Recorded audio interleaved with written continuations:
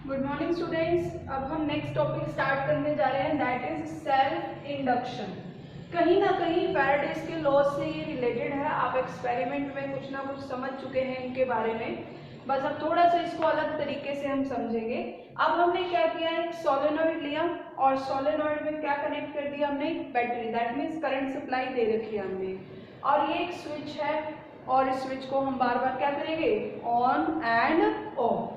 तो जैसे ही हम इसमें ऑन एंड ऑफ करेंगे तो ये जो सोलेनॉइड में है, आपको पता है क्या होंगी, मैग्नेटिक फील्ड लाइंस जनरेट होंगी।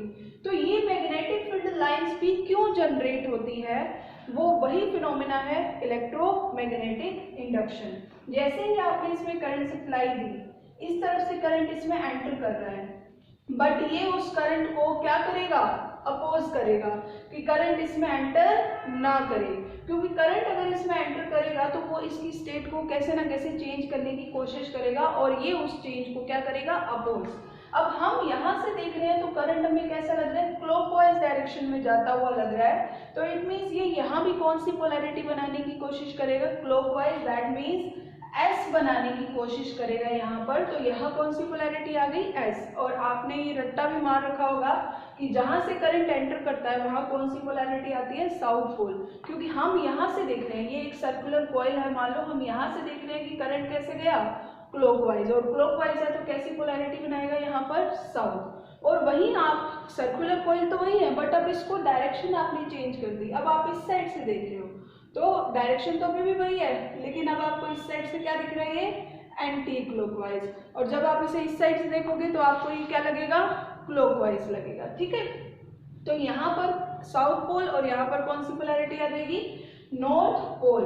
और वो भी क्यों आ रही है, by the phenomena of induction, oppose कर रहा है। और अपोज करने की वजह से ये वाला करंट इसके अंदर ना जाए, तो ये अपने अंदर खुद के ऊपर फोर्स लगा रहा है, यानी कि इंड्यूस्ड करंट ला रहा है, जिसकी वजह से मैग्नेटिक फील्ड लाइंस यहाँ पर आ जाती है।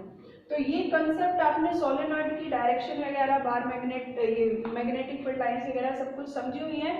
बस अब इसको यहाँ पर एक नाम दे दिया कि अपने आप इस कॉइल में यानी सोलेनॉइड में जो चेंजेस आ रहे हैं और जो करंट आ रहा है, जिस फिनोमेना से आ रहा है, उस फिनोमेना को हम यहाँ पर क्या कह रहे हैं, सेल्फ इंडक्शन। अपने आप आया ना, हमने तो सिर्फ करंट दिया और अपने आप इस कॉइल में क्या आ गया, change.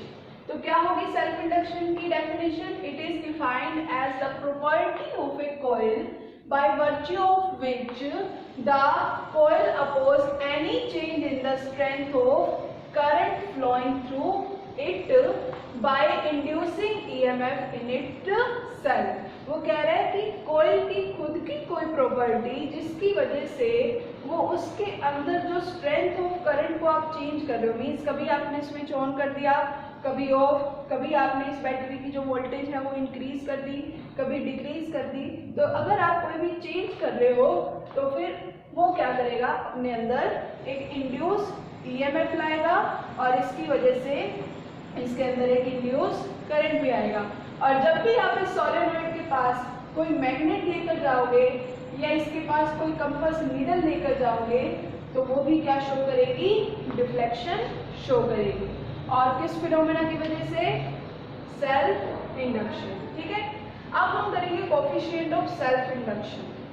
What is coefficient, means kind of a constant. और यहाँ पर हम क्या देख रहे हैं कि जितना ज्यादा हम करंट चेंज करते हैं बच्चों यहाँ पर, उतना ज्यादा यहाँ पर फ्लक्स क्या होगा, change, means magnetic field lines crossing per unit area. जितनी ज्यादा स्ट्रेंथ करंट की हम इंक्रीज करेंगे उतना ज्यादा मैग्नेटिक फ्लक्स इंक्रीज होगा। दैट मीन्स फाई किसके डायरेक्टली प्रोपोर्शनल हो गया, करंट के।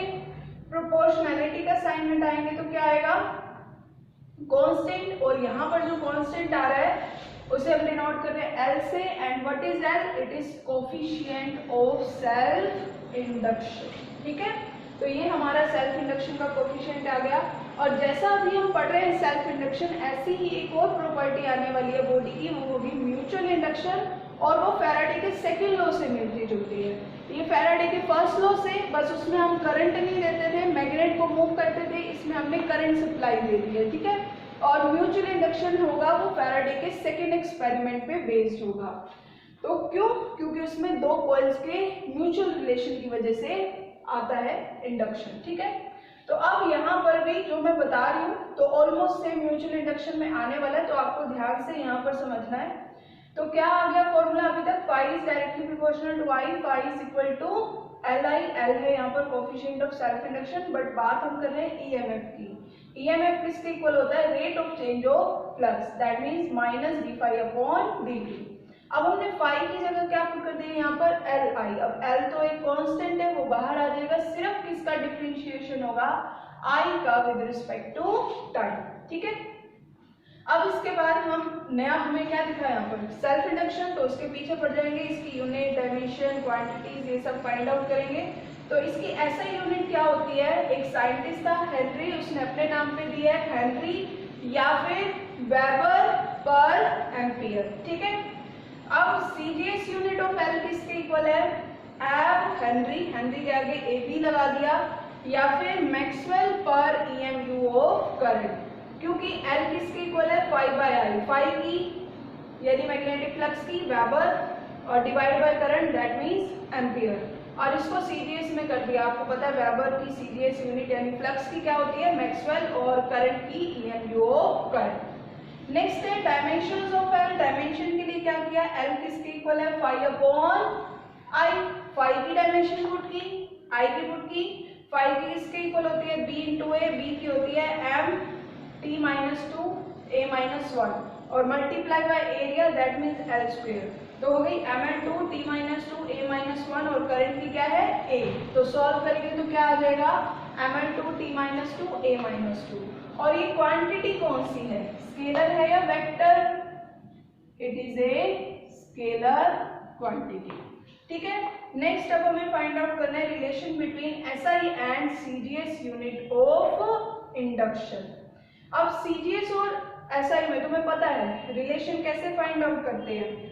इस साइड पहले सीजीएस, पहले सारी एसआई यूनिट्स ले लो आप, फिर एक साइड में एसआई को किस में कन्वर्ट कर दो? सीजीएस, तो वो पूरी किस में कन्वर्ट हो गई? सीजीएस। तो ये रिलेशन आ गई बिटवीन एसआई एंड सीजीएस, क्योंकि फॉर्मूला तो वही चल रहा है। फाई किसके इक्वल है? सॉरी, एल किसके इक्वल है? फाई अपॉन आई, उल्टा लिखा हुआ है यहाँ पर। एल किसके इक्वल है? Phi upon I. तो फाई यानी ऐसा यूनिट वेबर, एम्पियर करंट के लिए, और यहाँ पर इंडक्शन के लिए क्या आ जाएगी? Henry. 10⁸ Maxwell and 1/10 EMU of current, या फिर हम उसे बोलेंगे 10⁹ एब हेनरी, या फिर EMU ऑफ सेल्फ इंडक्शन।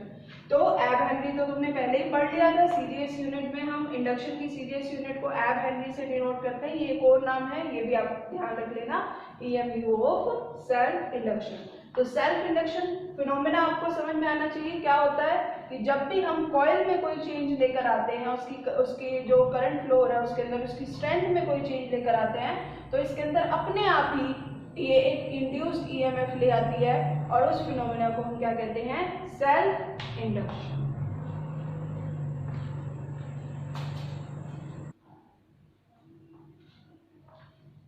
अब हम नेक्स्ट टॉपिक करेंगे बच्चों, दैट इज म्यूचुअल इंडक्शन। मैंने थोड़ा सा हिंट पहले ही दे दिया था और बता भी दिया था कि ये सब कुछ सेल्फ इंडक्शन जैसा ही होगा, बट इसमें अब हम किसकी बात करेंगे? दो कॉइल्स की जो एक दूसरे के ऐसे म्यूचुअली रिलेशन में, मतलब एक दूसरे के आमने सामने रखी हुई है। ठीक है, तो अब इसमें भी हम क्या करेंगे? सेम वही प्रोसीजर करेंगे। हम इस फर्स्ट सर्किट में करंट की जो स्ट्रेंथ है वो क्या करते जाएंगे? चेंज। मीन्स कभी हम इस स्विच को ऑन करेंगे, कभी ऑफ, कभी करंट की डायरेक्शन रिवर्स कर देंगे, या फिर कभी इसमें जो बैटरी जो हमने सप्लाई दे रखी है उसकी वैल्यू इंक्रीज या डिक्रीज मीन्स चेंज कर देंगे। तो अगर हम इसमें कोई भी चेंज लाते हैं तो इसके अंदर मैग्नेटिक फील्ड लाइंस प्रोड्यूस होंगी, और वो मैग्नेटिक फील्ड लाइंस चेंज होंगी, और अगर वो मैग्नेटिक फील्ड लाइंस चेंज हो गई तो वो जो मैग्नेटिक फील्ड लाइंस है वो इसमें से भी पास हो रही हैं, यानी यहाँ पर भी वो चेंज शो करेगी। जैसे यहाँ पर मैग्नेटिक फील्ड लाइंस है जो कि इसमें से भी दूसरे वाले में से भी क्या हो रही है? पास हो रही है ना। और अगर आप इसको कुछ चेंज करोगे, अगर आपने स्विच ऑफ कर दिया तो मैग्नेटिक फील्ड लाइंस प्रोड्यूस होनी बंद, मींस इसके अंदर से जो पहले पास हो रही थी वो पास नहीं हो रही है। अगर आपने करंट इंक्रीज कर दिया तो magnetic field lines crossing a given area यानी मैग्नेटिक फ्लक्स भी क्या हो जाएगा, इंक्रीज हो जाएगा। तो फिर से इसमें चेंज, तो इंक्रीज हो या डिक्रीज हो हमें कोई फर्क नहीं पड़ता, हमें बस ये देखना है कि इस साथ वाली नेबरिंग कॉइल में भी magnetic field lines crossing a given area क्या हो रहा है, चेंज। और जिसकी वजह से इसके अंदर जो गैल्वेनोमीटर लगा हुआ है ये भी क्या शो करता है, डिफ्लेक्शन शो कर देता है। ठीक है, तो यानी इसके अंदर भी इंडक्शन प्रोसेस हो रहा है और उसका नाम हमने क्या रख दिया, म्यूचुअल इंडक्शन, क्योंकि दोनों की म्यूचुअल रिलेशन की वजह से आ रहा है, अब सिर्फ एक कॉइल में नहीं आ रहा है। तो क्या हो गई इसकी definition, whenever there is a change in the strength of coil and EMF is induced in its neighboring coil and this is called mutual induction। अब इसमें भी हमें सेम ऐसे ही कोफिशिएंट फाइंड आउट करना है सेल्फ इंडक्शन की तरह। तो क्या होगा, वही बात कि जितना ज्यादा करंट मींस उतना ज्यादा फ्लक्स चेंज यानी magnetic field lines crossing a given area. तो phi is directly proportional to current, phi is equal to proportionality का साइन हटाएंगे तो कांस्टेंट आ जाएगा m, तो phi is equal to m I and where m is coefficient of mutual induction. और अगर हमें EMF फाइंड आउट करना हो तो we know that EMF is equal to rate of change of flux, और फाई की जगह हम क्या पुट करेंगे, MI, m बाहर सिर्फ अंदर क्या बच जाएगा I, यानी डिफरेंशिएशन किसका करना पड़ेगा, I का विद रिस्पेक्ट टू टाइम। तो आप देख रहे हो सब कुछ सेम है, डेफिनेशन में थोड़ा सा चेंज हुआ है बट फॉर्मूला बिल्कुल ऑलमोस्ट सेम है। तो m का फॉर्मूला यहाँ पर क्या आ रहा है, फाई अपॉन I, और ऐसा ही सेल्फ इंडक्शन का आ रहा था फाई अपॉन I। तो मीन्स ऑलमोस्ट इसकी ऐसा यूनिट, डायमेंशन, क्वांटिटी और जो आप रिलेशन निकालोगे वो सब कुछ क्या होने वाली है, सेम।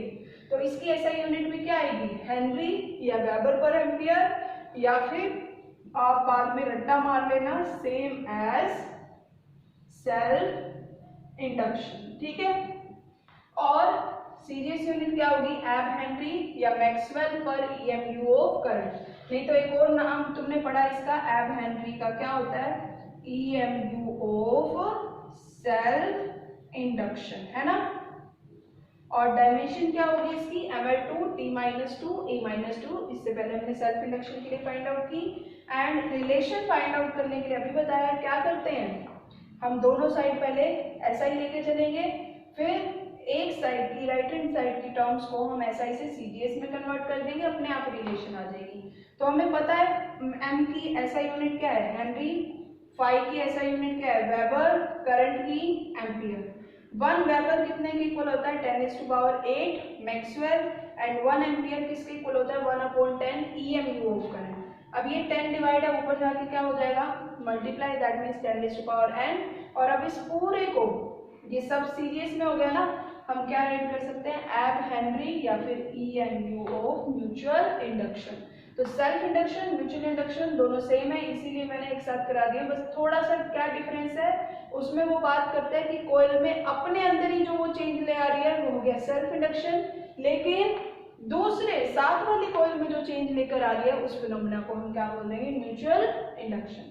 तो ये बेसिक है, आपको इतना क्लियर होना चाहिए नेक्स्ट टॉपिक के लिए, नेक्स्ट डेरिवेशंस के लिए। Okay students, that is it for today.